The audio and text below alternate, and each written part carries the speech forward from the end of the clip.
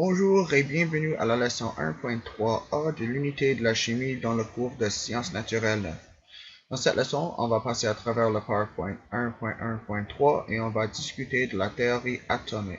Dans la leçon 1.2b, on a discuté la composition et le comportement de la matière selon la théorie cinétique moléculaire. Ici, on discute la nature des particules dont la matière est composée selon la théorie atomique. Si vous vous rappelez de la leçon 1.2b, vous savez que la théorie cinétique moléculaire est basée sur ces quatre principes qui mentionnent les petites particules qui composent toute la matière. Mais dans la leçon 1.2b, on n'a pas vraiment décrit la nature de ces minuscules particules, donc on va faire justement cela dans cette leçon. En général, les particules sont classifiées comme soit des atomes ou des composés. La différence entre les atomes et les composés est que les composés sont formés lorsqu'on joint des atomes ensemble. Par exemple, voici quelques atomes individuels. Dans cette leçon et les leçons qui suivent, on va discuter en détail la structure des atomes et les différences entre les atomes divers, mais ils peuvent être dessinés comme ceci. Un composé est une collection d'atomes connectés ensemble, ce qu'on va également discuter en détail plus tard. Donc, si on joint ces atomes individuels ensemble, on forme un composé. Mais en premier, on a besoin d'une compréhension de la nature et de la structure des atomes selon la théorie atomique, la théorie qui explique la nature et la structure des atomes.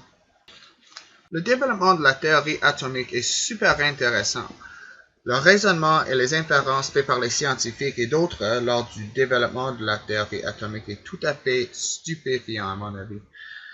Mais on ne va pas vraiment le discuter dans cette leçon. Si vous voulez voir des événements marquants de son développement, veuillez voir les liens dans la description de cette vidéo. Aujourd'hui, en réalité, on pourrait probablement appeler cette théorie un principe ou même une loi, puisqu'elle est si largement acceptée et soutenue. Mais officiellement, on l'appelle toujours une théorie.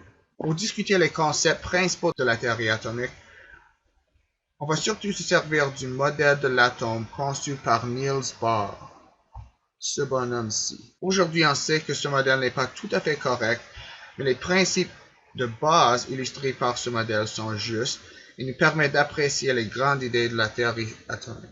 Donc, à part d'être une particule minuscule, qu'est-ce que c'est un atome? Une définition assez bien acceptée est qu'elle est la plus petite particule d'un élément qui conserve les propriétés de cet élément. Pour comprendre cette définition, il faut bien sûr comprendre ce que c'est un élément.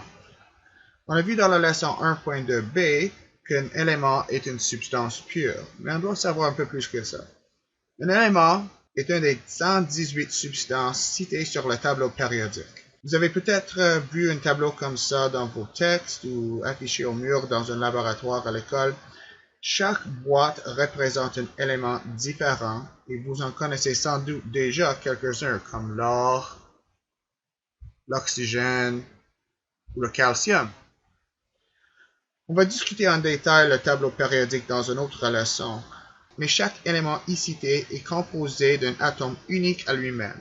Autrement dit, il y a 118 atomes différents dans l'univers qui ont été découverts jusqu'à date. Et heureusement, chaque atome est composé de façon similaire.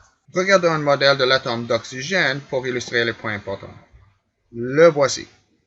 L'oxygène est un élément sur le tableau périodique et cet atome est unique à l'oxygène. Mais les atomes de chaque élément sont composés des mêmes structures. Chaque élément possède au moins un proton et en général, il possède aussi des électrons et des neutrons. Ces trois structures s'appellent les particules subatomiques, le mot subatomique indiquant qu'ils sont plus petits qu'un atome. La quantité de particules subatomiques change d'un élément à un autre. Mais avec quelques exceptions qu'on adressera plus tard, chaque atome possède un ou plusieurs de ces particules subatomiques dans une configuration similaire. Les protons et les neutrons se trouvent toujours au centre de l'atome, dans ce qu'on appelle le noyau, et les électrons se trouvent autour du noyau, dans la région spécifique qui s'appelle les couches électroniques.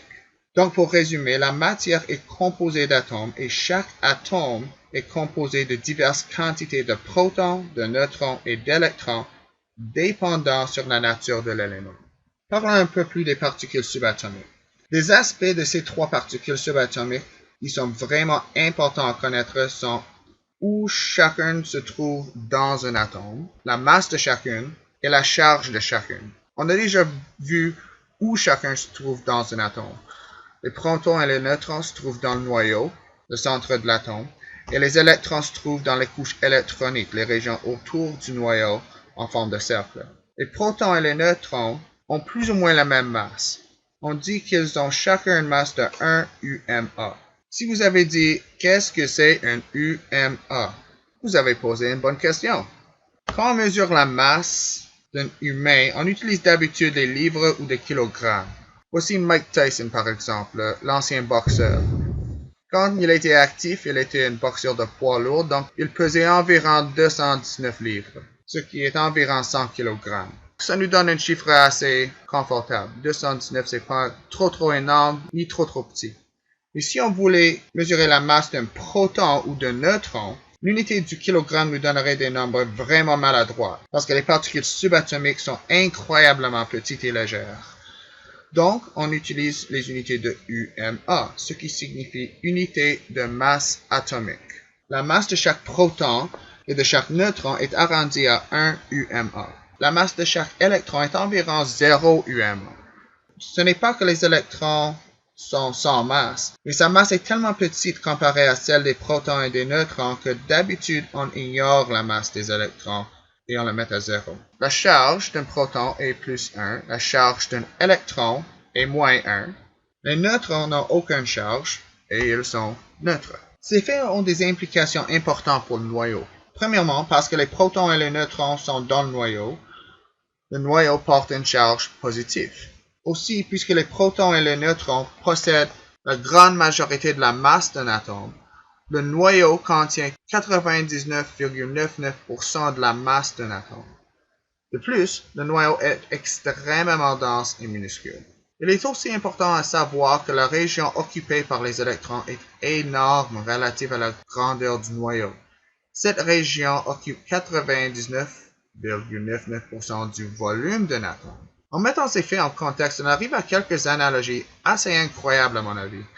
Par exemple, si le noyau était la grandeur d'une rondelle et qu'on plaçait cette rondelle au centre d'un grand amphithéâtre, le premier électron dans la première couche électronique se trouverait dans le stationnement dehors de l'amphithéâtre. Vous vous demandez peut-être, mais qu'est-ce qui occupe cette grande région entre le noyau et le premier électron? La réponse? Rien.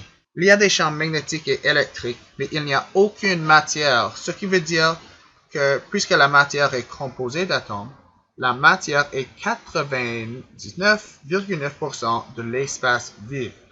Moi, toi, ton ordinateur, les automobiles, la Terre sont tous 99,9% de l'espace vide. Mais pourquoi est-ce qu'ils ont l'air solides, ou au moins non transparents? Pourquoi est-ce que si on rentre dans un poteau de téléphone, est-ce que ça fait mal? C'est à cause des liens entre les atomes et les attractions électroniques entre les particules.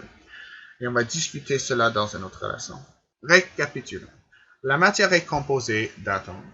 Les atomes sont composés des particules subatomiques comme les protons qui ont une charge de plus 1 et une masse de 1 UMA, les neutrons qui ont une charge neutre et une masse également de 1 UMA, et les électrons qui ont une charge de moins 1 et une masse d'environ 0 UMA. Il faut savoir aussi que les protons et les neutrons se trouvent dans le noyau et que les électrons se trouvent dans les couches électroniques. Merci pour avoir regardé et à la prochaine.